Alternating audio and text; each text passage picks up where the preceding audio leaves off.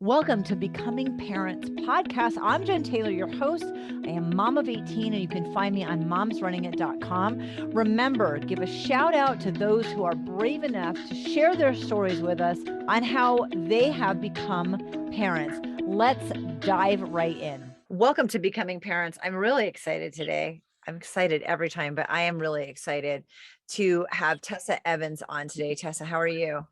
I'm great. How are you? I'm so awesome. I'm so grateful that you're here. And what's so funny is that I'll look at my calendar, right? And it says your name, Tessa Evans. And I'm like, I have no idea who that is. A lot of the time, I have no idea who I'm talking to. And I have to, that's why I ask, like, when you sign up, where do I know you from? And you put in Instagram, like I found you on Instagram. And so I've been like stalking you for years, probably as long as like years. And you guys go by 8 people, 3 dogs, and a snake on a bus. That's us. Yeah. And when I saw that this morning, I was like, oh my gosh, I know who this is. I'm so excited. So welcome. Thank you. I'm excited to be here. I want to jump in because I don't know almost anything about your story, which is actually how I prefer it. I follow you on Instagram, like I said, and you have a YouTube channel. All your links are available in the description so people can find you. Take me back to your journey to becoming a parent, because I know you've had one adoption and you've done foster care also. So it's looked not traditional, I guess. Right. So yeah, we actually started pretty young. I had my first baby when I was 22. And we kind of had this vision of our family. I wanted like 6 kids. My husband wanted maybe 2 or 3. So he always likes to say that we compromised at 6. But it didn't really unfold that easily. So our first 3 came pretty quickly, right when we wanted them. And we had a really hard time getting pregnant with our 4th. And there was no medical reason, no reason that we could think of, but it just wasn't happening, which was kind of discouraging after it being so easy the first 3 times. And then we had kind of already had this vision that one day when our kids were older, we would do foster care or we would adopt or something like that. But we were going to wait until our biological family was a bit older. The reasons for that, I do not know, but we just had that in our minds. And so we were struggling to get pregnant with our 4th, thinking that that would probably be our last child after all. And one day we're driving down the highway and we see this billboard advertising foster care, encouraging families to sign up. And it just kind of hit us different. We've seen that billboard 100 times, but this time it just caught our attention for some reason. And so we kind of started talking about it, and it was kind of a matter of prayer and meditation. And once we got a really strong answer, a very strong and clear, powerful answer that yes, do foster care and do it right away. And so we did. The very next morning, we are online registering for our training and trying to see what that looks like. We got licensed right away, and then we waited and we waited and we waited. And it was a little bit frustrating because we felt like, oh, this answer or this direction felt so strong and so right. Why is it not happening? Still not getting pregnant. Like, about 9.5, 10 months after licensing, we got a call about we are home based in we kids waiting, and so we're waiting without a call for 9 months, and it was like, what's going on? I thought there were all these kids needing homes and we're ready to do this. And anyway, so we get our first call about taking a child, and she said that there were 6 children that came in on the same day. She's trying to place everyone, and would be willing to take a 1-year-old. And so we were ready. We felt that was right. And we went down to the office the very next day to pick up our 1-year-old. He had misspoke. There was a one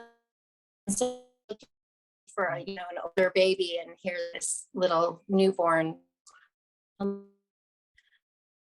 never forget I held him, and he was wrapped in, like, I don't know why, but I dug through and found his little face, and he woke up and just looked at kind of this moment of, oh, there you are. A little bit surreal. And so we took him home, and the same week I found out pregnant. And so that's a story that you hear quite often now, that those things kind of happen. And so yeah, his case went to adoption fairly, and through some family members trying to adopt and things like that and being denied, his biological mother asked that, we had kind of formed a relationship with her through letters and things and just sharing pictures with her. And she had asked that if we would adopt him, if we would promise that we would be the ones, then she would relinquish rights early. And so that was a really horrible and wonderful moment to sit in a courtroom and suddenly be given this child that we know gets to be ours forever. And at the same time, watch a mother do the hardest thing, to sign away her rights and to give this gift to her child that she knew she couldn't give him, was so humbling and so wonderful, but also just terribly sad, to see. So anyway, his adoption became final, a month after, I'm sorry, I got an alarm. Okay, sorry about that. His adoption was final about a month after our daughter was born. And so, wow. Yeah, so it was really a quick process for us. I know that's fairly uncommon, but yeah. And so we had these 5 children suddenly. And then about 6 years later, we got our bonus baby. So okay. Our 6th. All right. Yeah. The surprise at the end. Okay. Yeah. Our wonderful caboose that we now can't imagine not having, of course, Of course. In that I think because the seed had been planted about foster care with you prior, even though a lot of people want to wait until the biological journey's over. I don't know what the mindset is behind that. I don't think it makes that much of a difference. It's kind of like, well, you do this one thing, parenting your biological kids, and then you'll do this other. They seem like 2 really big things. Right. That maybe that's why it's hard to imagine doing it simultaneously. But once you guys really felt that call, you didn't question it at all. No, honestly, the answer and the direction that we received was so powerful that it was kind of undeniable. Like, there was no question what we should do. And so, and looking back, that's about the timing that he was conceived. And so it's kind of interesting how those things just fall into place when they're meant to. Yeah, I totally agree. I had the same experience with foster care, where you go through all of the training and stuff. And then I don't know how many months it was before, but I was like, where are these phone calls? Yeah. But don't worry, once they come, they're going to come. Oh yeah. In a flood. So yeah. But that's interesting. I had the same issue. Now, were you planning on adopting, or did you not have a plan? Just we didn't have a plan. Okay. Yeah, it was just kind of like foster care feels right now, but our kind of focus in that was, well, if we aren't having another baby, then we have love and space and time and energy to help a child and help a family be reunified. So that was kind of our focus and goal, is to, if we can ever help a family heal and come back to a safe and healthy place, then, what a great thing. So we did adopt our first placement, which wasn't necessarily our goal, but obviously we weren't opposed to it in any way. But after that, we did have a lot of other children come and then be returned to their families. And that was such an incredible experience to be able to help those families like heal. And, you know, I think so many people don't learn how to be parents from their parents. And we were really blessed in that. Like, we both came from very healthy families. And so we were able to kind of mentor some other parents and help them just learn how to be parents. And that was so rewarding to see those families then be able to be reunified and come together in a healthy way. So it's really important that you bring that up. And I think a lot of people that want to do foster care lose sight or don't realize that reunification is the number one goal. And a lot of times it doesn't happen. It can't happen. It won't happen. right. And it's really hard to sit and at a table, you know, like you go in and you sit down and you basically read this file on this child. And let me know if it was the same for you. You know, they call you, and for me, I prayed about every decision. We said no more than we said yes. And you feel like this is the right placement. So you say yes to that initial phone call with just, you're getting briefed, right? And then you go in and you kind of read the file and have a bigger discussion. Is that how it went for you? You know, not with our first placement, but with the other placements after that, that is pretty much, yeah, Okay. how it went. And you read basically this rap sheet with police reports and medical reports and pictures of bruises. Like, it's not a pretty happy thing to read. No. It's really emotionally intense. And I love your perspective so much because it's very easy to be incredibly angry at the parents that did this to this child. And to then to realize that these are the parents that did this to this child or children, and then help them do it right and get that child back. That's a really challenging space to sit in.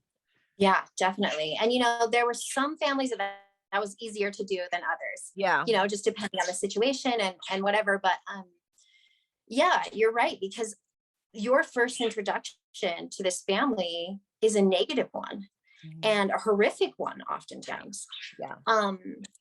But something that we've learned and have really been able to just have our eyes open to is that it's not ever a matter of them not loving their child. It's a matter of most often of addiction that is so powerful that it overtakes all. It's often generational trauma and, you know, not ever having learned how to be a parent, or not ever having felt the love that they needed in order to reciprocate, you know. And so those are learned things generationally oftentimes. And so being able to separate that and to be able to then say, okay, and how can I help you want to do better and be able to give you the tools to do that, you know, that it is a difficult thing. But if I were in the other, you know, on the other side of it, in the other shoes, I would want reunified with my child. I would want another chance. I make mistakes as a parent daily, but I want another chance every time, you know. And so granted, there are some mistakes that are not, you know, you're not able to overcome or things like that. But when possible, I think that is the best thing to be able to really reunify families. I agree, but it is difficult to navigate. And for people who are considering foster care or who are in that, you know, and the success rate for reunification is statistically higher, the last information I read, if the foster parents and the biological parents have a connection, have contact, are working together. And you know that it's challenging, but your attitude is fantastic. You're doing foster care. You had about 15 kids come through and you loved it. So in my introduction, I mentioned a bus. You guys live on a bus, which I love. And that's a different sort of parenting situation. You have to commit to homeschool. You're shifting gears a lot. So I want to transition into, now you have like these 6 kids. You had the bonus child 6 years later. And at some point you ended foster care. That's a hard transition also. Yeah, it really was. Our last placement was a sibling group of 3, and they had actually come back to us a couple of times. Um, and it got to the point where, we found out we were having another baby. Our house no longer fit. Our car no longer fit. These kinds of things. And honestly, it just felt like, okay, we've been the bridge for the children that needed to cross through us. And now it's time to step back. I don't know, someday in the future, we may very well return to foster care because we do believe it's a good thing. But right now is just not that time. I don't know. It just felt like, okay, it's time to refocus on our 6. And so after those 3 girls went home, which we still stay in contact with them and their mom, and they're doing so well. And it's so awesome to see.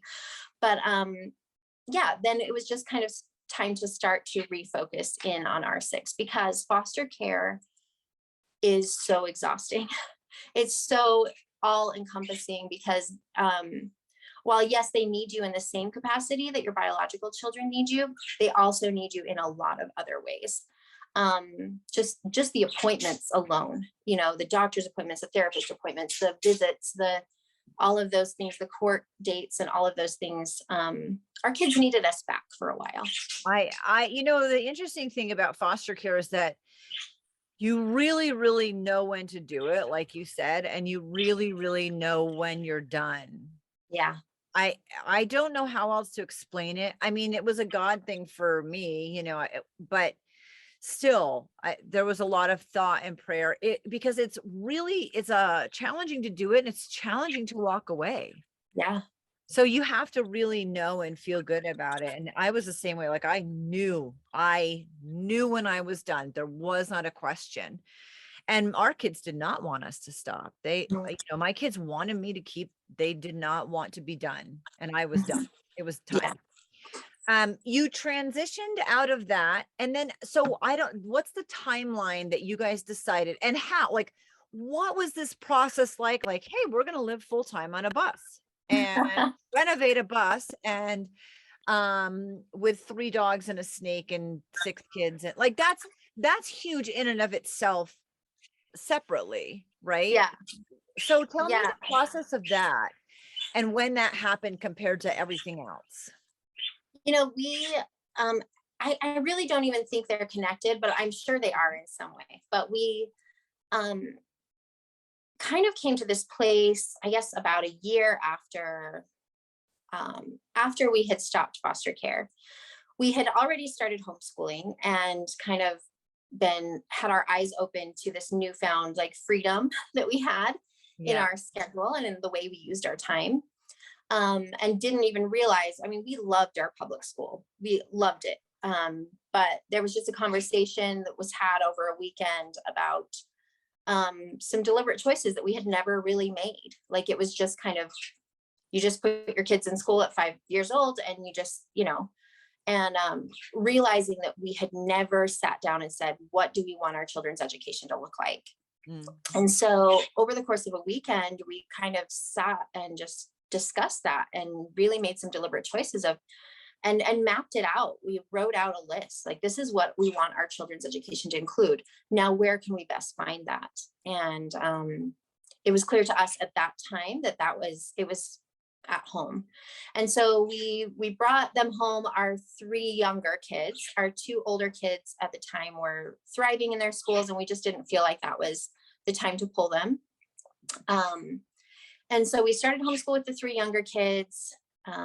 We had our new baby, and then our older daughters started seeing the way we were doing school and our education. And they started asking things like, well, should we have learned that? And, these kinds of things that their younger siblings are learning or experiencing. And so by the halfway mark of that year, our older daughters were asking to do part-time. And in Utah, you can do that, which is really fantastic.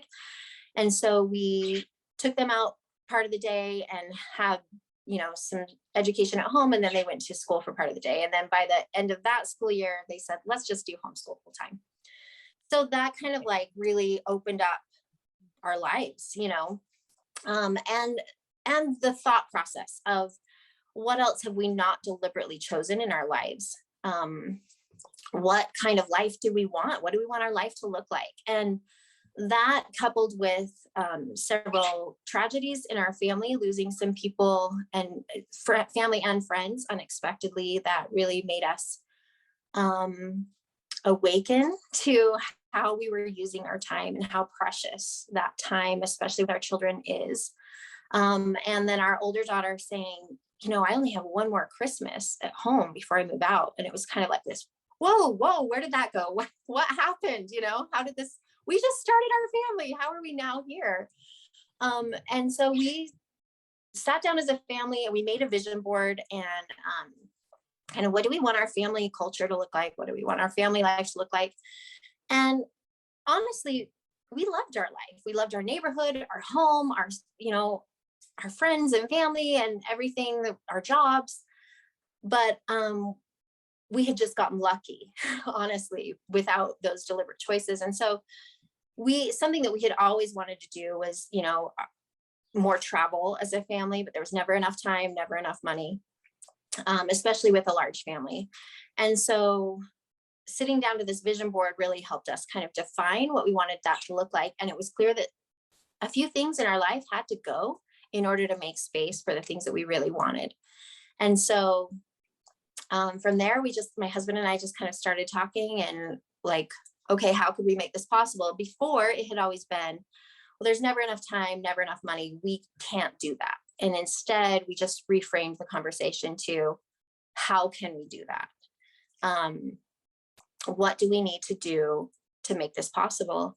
And so we just started getting the house ready to sell. It was clear that if we sold our home, then, we could be completely debt free, in addition to having the money we needed to start the next journey and travel full time. And so it really came down to, we want to take back this time we have with our kids because it's going too fast. So how do we capitalize on that and make every minute count?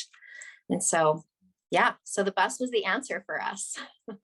It's so crazy how you got there. I mean, everybody's journey is so different, but there are some things that are so common about, like, I will always want to travel, leave a smaller footprint. I work from home anyway. But you guys have such a unique story where you just kind of realize, like, wait, you're right. The I can't afford it and I don't have enough time. I only have 2 weeks of vacation a year. Right. Like that is honestly a huge part. And how blessed that you could sell the house to fund it, which is one of the biggest problems, right? Yeah, for sure. And that my husband has the skills, because we still work. It's not like we're, retired or anything, but my husband has the skills to be able to work online and remotely. And so, once those puzzle pieces were in place, it really gave us this freedom to be able to decide, even on a daily basis, what our time is going to be filled up with. It's also fascinating to me, or just really cool, that you guys had this conversation about homeschool and it went slowly and the kids were so involved in it, in the decision, in that whole process, because that makes it easier. And then the same thing with, wait, you're leaving in a year. This isn't how we want things to go down. And again, you had that conversation and the kids were involved. It's like, look, living 6 kids, 3 dogs and a snake, living full time in what, 250 square feet, I mean, that's, people can't, it's hard to wrap your mind around what it's like to downsize one person or 2 people to 250 square feet when you're not used to that conversation, let alone all the kids. What was it like, that downsizing process and getting rid of that house? Because I find that it's like super happy and exciting and super terrifying and sad. Like it's both. Yeah.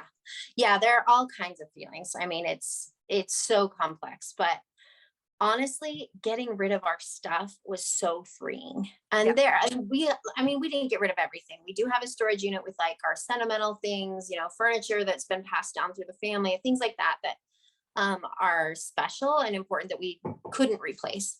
Right. But I was not prepared for how liberating it would be. I did not realize how much mental energy and space this stuff took up. Mhm. Another surprising thing to us was that, we gave the kids each this huge tote to fill with their things that wouldn't be going on the bus, but that they wanted to keep, that they didn't want to get rid of. It was incredibly surprising and eye-opening that those totes did not get filled. They, they each had a couple of things, but overall, the stuff just didn't matter to them. And that was another thing that made us feel like we're on the right track, because so much of our life, is to give our children the things that, and to see them so easily part with those things in favor of time with us Yeah. was really like confirming that, okay, this is the right path for us right now. How long have you guys been on the road now? And I know that when you get on when you get in the bus that first time and drive away, you do this thing where I think people, we hold on to what we're letting go of, but the second you like push the gas pedal down and start to drive away, you turn and look forward. How much has that changed your life over this amount of time? Um, I don't even know where to start, Right? honestly. Yeah. It has been a complete life shift, and we did not expect, well, first of all, going into it, we were super naive. We were like, had this Yeah. romantic vision of, getting on the bus in these beautiful spots every single day. Um, and the reality was the transition was really, really hard. Yes. The first couple of months, Matt and I would just like lock eyes across the room and just be like, what have we done? This is, like, we can't go back. What have we done? This is not what we envisioned. And, but everyone's acclimating. I think the mistake we made too was we hit the road right away. Like we moved in and drove away. And, that was not the right way to approach it. If we could do it again, we would live in the small space for a little while and acclimate to that before like hitting the road, because they're kind of two separate things. You have to acclimate to the space and how everything works, paying attention to the power you're using and making sure you have enough solar, making sure your water, you have enough water supply and where are you going to get it, and all of those things you have to acclimate to. And then when you leave, there's this vulnerability, right? You are no longer in this space or this place that you are comfortable with or familiar with. You're no longer surrounded with people and have your back. You have it, most of the time you've never been to this new place before, so you don't know where things are, where the grocery store is, just all of those kinds of little things. And so if you can kind of separate those two things, I think it would be easier. But yeah, driving away for the first time was so exhilarating and terrifying. Yeah. Because you just don't know. You don't know. And you've risked it all, But now looking back, we have had experiences and had people come into our lives and memories made with our children that are absolutely priceless. And it hasn't been easy all the time. It's not easy, but those moments have made it absolutely worth it, and have given us the ability to really look at different life choices, and make more intentional life choices along the way, but also like have given us a new perspective on the world, on the people in it. Not only are we experiencing these amazing places with our children and being able to learn through that, but honestly, the people that we have encountered, like it's so easy to watch the news and get discouraged about the world. But when you get out there and you allow yourself to be vulnerable, you suddenly are able to see that there is so much goodness there. Yeah. that people are inherently good and want to do good and want to serve each other. And we have been so incredibly blessed with the people that have crossed our path. How long have you guys been on the road now or in the bus? We've been in the bus for 3 years. That's what I saw. I wanted Yeah. to make sure I had the time right. Um, let's finish up. I want to kind of end on keeping your relationship healthy. You have 6 kids, which is more than the average. You spent this time doing foster care, which is more than the average. Threw an adoption in there, had a surprise baby at the end. You also have 3 dogs and a snake with you. Like, it's not just 8 people. It's Right. like there are animals and stuff also. And tell me about what you've done, and it doesn't have to be just in this 3 years, but what you've done, because you started early, you were young, you had to kind of grow up together while parenting. And yeah, let's kind of end there on the relationship and not kind of losing yourself and each other. Yeah. Matt and I have always just felt that the foundation of a family is the marriage. And if that is strong, everything else will fall into place and be supported. And so our kids know, I mean, and not in a bad way, that they know that Dad and I, our relationship comes first, that date night is prioritized, that we are a team in decisions, small ones as well as big ones.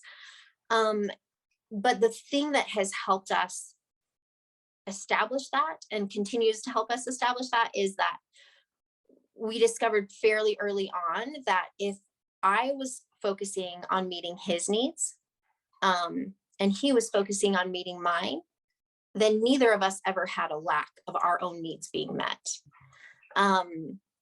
And it's easy to lose track of that sometimes. But it's kind of like this thing when I start to feel like my needs aren't being met, I need to look in the mirror and say, okay, am I meeting his? Because chances are good that I've let that slip. And that's why I'm feeling a lack. And so if I can refocus and then say, okay, how can I serve him or love him better today? I immediately start to feel filled up. And I just think I was blessed to see a good example of marriage in my home growing up, and he and his, and we were able to like look at our parents' marriages and say, okay, yeah, this was a weak spot that was hard for them. This was a strength that I want to take into our marriage, and just kind of have a deliberate thought process of what parts of their marriage can I adopt and what parts will I let go and create for myself. And but yeah, always thinking about how I can fill his cup. It's interesting how mine is never empty. Oh, that's a great place to end. Thank you so much for being on and sharing your story. Yeah, so fun to talk